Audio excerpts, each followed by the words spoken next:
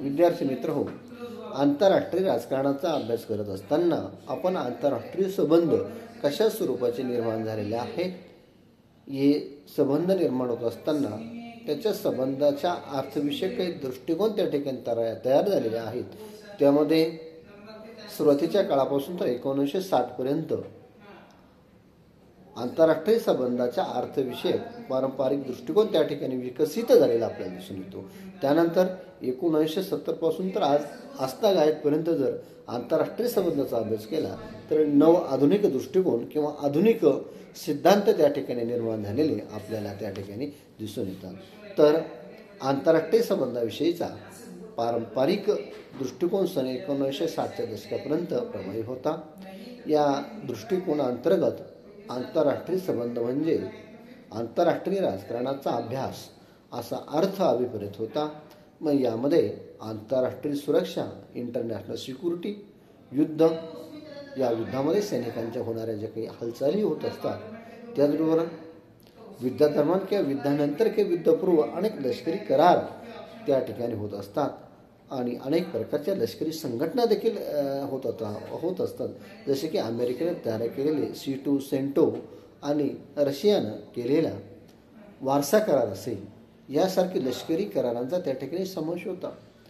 पहिल्या आणि दुसऱ्या महायुद्धामध्ये बघितलं आपण, जगाची अपरिमित अशी हानी, मनुष्यहानी, वित्तहानी, सर्व प्रकारची हानी त्या ठिकाणी निर्माण झाली होती. दुसऱ्या महायुद्धानंतर जगामध्ये एक अशी पोकळी निर्माण झालेली होती आणि या ठिकाणी दुसऱ्या महायुद्धानंतर 2 महासत्ता या जगाच्या पटलावरती निर्माण झालेल्या होत्या. त्यामध्ये भांडवलशाही अमेरिका आणि साम्यवादी विचारसरणी सोबत घेऊन चाललेली साम्यवादी रशिया, या दोन्ही विचारसरणींना वाटत होते की जगातल्या अनेक राष्ट्रांनी आपल्या गटामध्ये सहभागी झालं पाहिजे. या दृष्टिकोनातून त्यांनी जगामध्ये हालचाली सुरुवात केलेली आपल्याला पाहते. मग या शीतयुद्धकालीन हालचाली, युद्ध तर नाही आहे परंतु युद्धदृश्य परिस्थिती आज जगामध्ये निर्माण झालेली होती. म्हणजे एक प्रकारचं भीतीदायक वातावरण दुसऱ्या महायुद्धानंतर जगामध्ये निर्माण झालं होतं. मग या भीतीपोटी अनेक लष्करी करार त्या ठिकाणी झालेले होते. या लष्करी करारांचा, संघटनांचा देखील अभ्यास या पारंपरिक दृष्टिकोनामध्ये त्या ठिकाणी निर्माण झालेला आपल्याला दिसून येत होता. अमेरिका आणि रशियामधील शीतयुद्धकालीन प्रतिशहाचे राजकारण, शस्त्रास्त्र स्पर्धा, लष्करी संघटनांची निर्मिती, द्विध्रुवीय सत्ता समतोल, दहशतीचा समतोल, प्ररोधन इत्यादी गोष्टींच्या वर्णनाला आंतरराष्ट्रीय संबंधात महत्त्व होतं.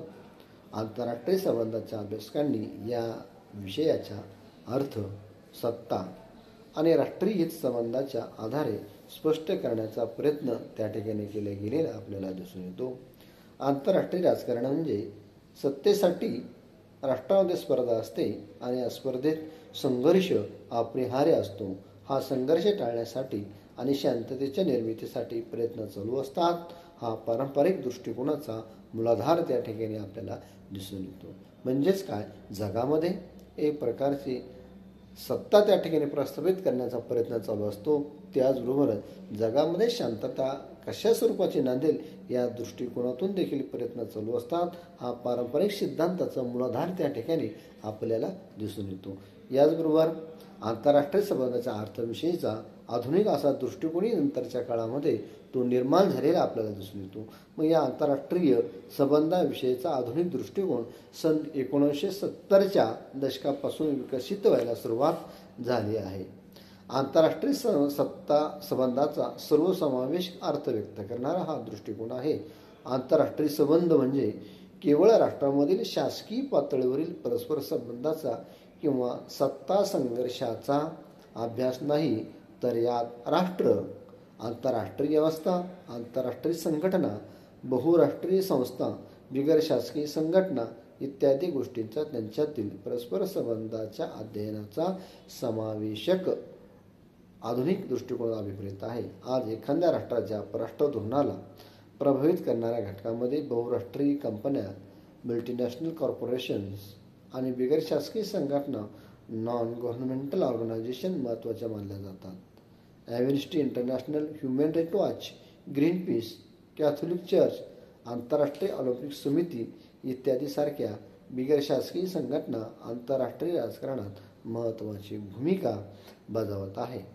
आधुनिक दृष्टिकोनातून राष्ट्रामधील केवळ राजकीय संबंधाचाच नाही तर आर्थिक, सांस्कृतिक, सामाजिक, शैक्षणिक, विज्ञान, तंत्रज्ञान इत्यादी क्षेत्रातील संबंधाचा अध्ययनाचा समावेश होतो. आंतरराष्ट्रीय संबंध म्हणजे केवळ राष्ट्रामधील शासकीय पातळीवरील संबंधाचा अभ्यास नाही तर जनतेच्या पातळीवरील संबंधाचा देखील यात अभ्यास केला जातो.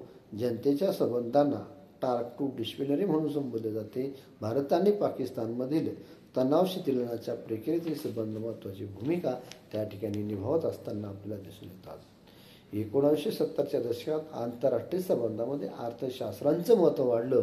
आंतरराष्ट्रीय राजकीय अर्थशास्त्र ही एक नवीन शाखा विकसित झालेली आपल्याला त्या काळामध्ये दिसून येते. याचबरोबर 1980च्या दशकामध्ये आंतरशाखीय शांतता अभ्यास कार्यक्रमाचे आंतरराष्ट्रीय संबंधामध्ये महत्त्व वाढू लागले.